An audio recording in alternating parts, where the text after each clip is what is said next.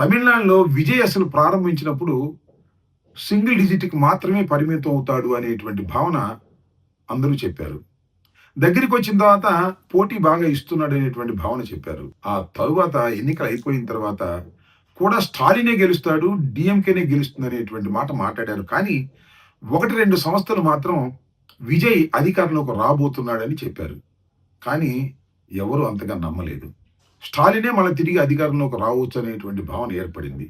కానీ ఎన్నికల ఫలితాలు చూస్తే చాలా విచిత్రంగా ఉంది.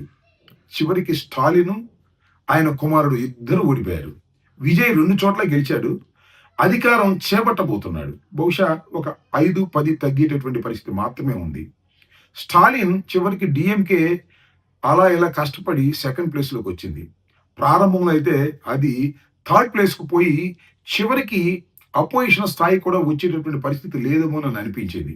ఏది ఏమైనా స్టాలిన్ చాలా బ్రహ్మాండంగా చేశాడు, అద్భుతంగా చేశాడు అని మీడియా పొగిడినప్పటికీ చాలామంది విశ్లేషకులు స్టాలిన్ పరిపాలన చాలా బాగుంది తమిళనాడులో అని వదలగొట్టినప్పటికీ కూడా ప్రభుత్వ వ్యతిరేకత మెండుగా ఉండటం వలన బాబు కొడుకులు ఇద్దరు కూడా ఓటమి పాలు కావాల్సినటువంటి పరిస్థితి ఏర్పడింది. ఇది కొంత ఆశ్చర్యాన్ని కలిగించేటటువంటి అంశం.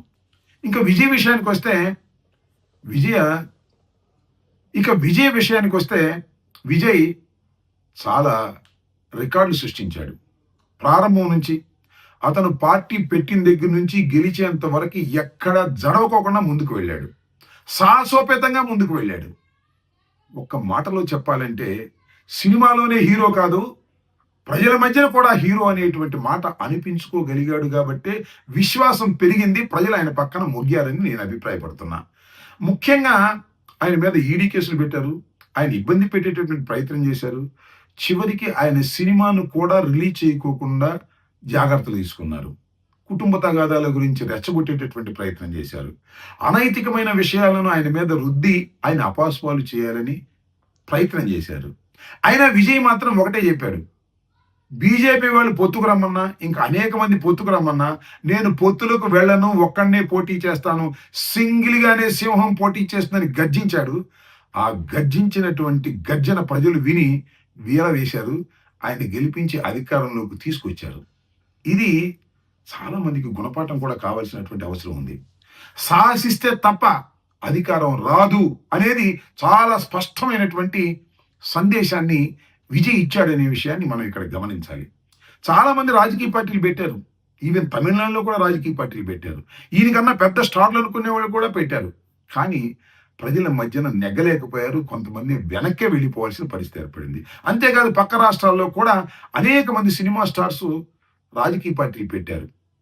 కాలగర్భంలో కలిసిపోయే విధంగా చేశారు. ఒక్క నందమూరి తారక రామారావు గారు మాత్రం ఇదే పద్ధతుల్లో సాహసంగా ముందుకు వెళ్ళాడు. ఏత బోత నేను చెప్పదలుచుకున్నది ఏమిటంటే రాజకీయాల్లోకి వచ్చిన వాడు ఎంతో కొంత మొండితనం లేకపోతే కుదరదు అని తేల్చేశాడు విజయ్ కూడా. అనేకమైనటువంటి ఇబ్బందులు పెట్టారు, అనేకమైన ఆశలు చూపారు. ఎవరితోనూ కలవకోకుండా మొండిగా పోరాటం చేసి విజయ డంకా మోగించాడు. అందువల్ల సాహసం సాయరా డింబక అని ఒక సినిమాలో ఎస్వి రంగారావు అంటాడు. అదేవిధంగా సాహసం చెయ్యందే రాజకీయాల్లో ముందుకు వెళ్ళలేమనే విషయాన్ని గమనించాలని ఈ సందర్భంగా నేను చెప్పదలుచుకున్నా. కొన్నిసార్లు సాహసాలు విఫలం అవ్వచ్చు, కానీ ఆ విఫలం కూడా పునాదులు పడతాయి బలంగా గెలుపు కోసం అనేది చరిత్రలో చాలా విషయాలను మనం గమనిస్తాం.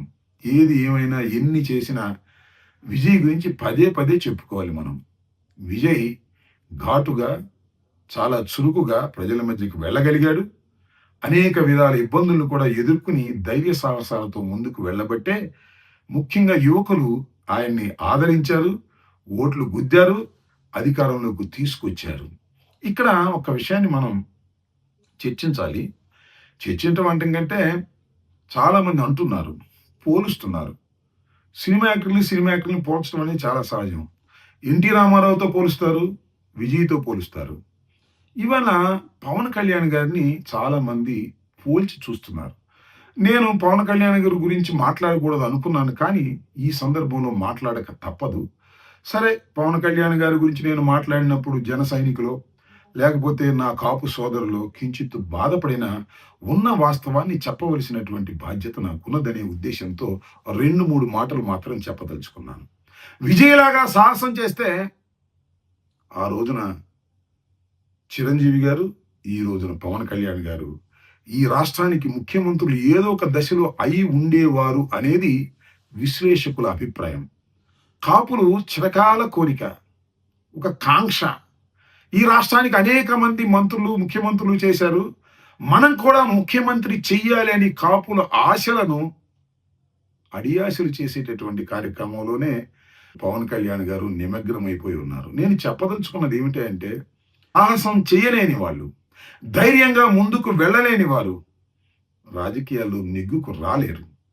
పవన్ కళ్యాణ్ గారు కూడా అదే ఇవాళ. ఆయన అంతగా ధైర్యం చేసే శక్తి లేకపోవటం. ఒక్క మాటలో చెప్పాలంటే చాలా మందికి నేను అనే మాట కాస్త ఇబ్బందిగా ఉన్నా, రాజకీయాలు ఏమాత్రం తెలియనటువంటి వ్యక్తి పవన్ కళ్యాణ్ గారు.